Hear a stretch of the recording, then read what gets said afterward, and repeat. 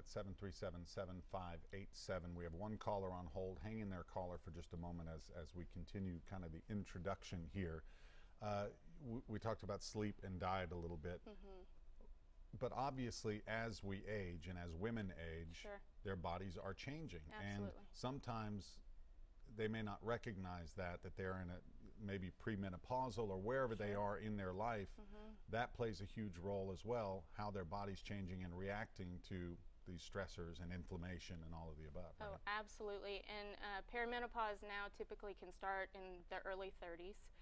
That young? Yes, and progesterone, like I said, is one of the first hormones to drop off. When that starts dropping off, women will start to become what's called estrogen dominant, and it's not necessarily that they have too much estrogen, it's that in ratio, the estrogen to progesterone is not where it should be.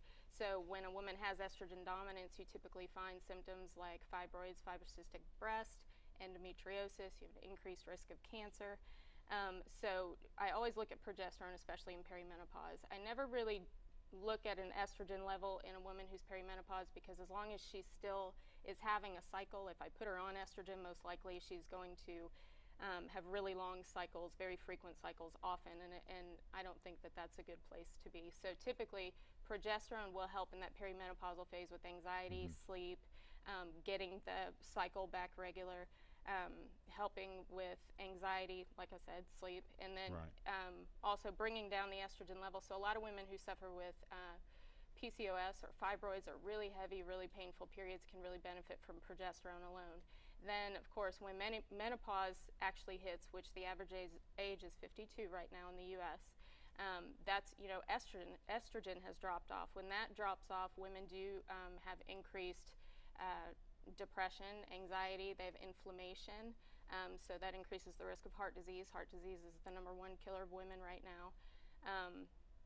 All kinds of issues. Really, when you think of hormones, hormones all work in a really intricate dance. If one of them is off a step, they're all going to be off a step. Right.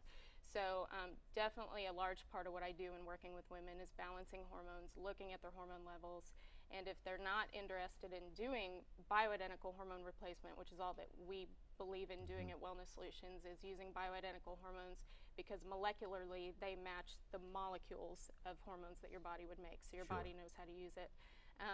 But we do hormone replacement quite often. If they don't want to do that, we do have supplements and herbs that help a lot with the symptoms.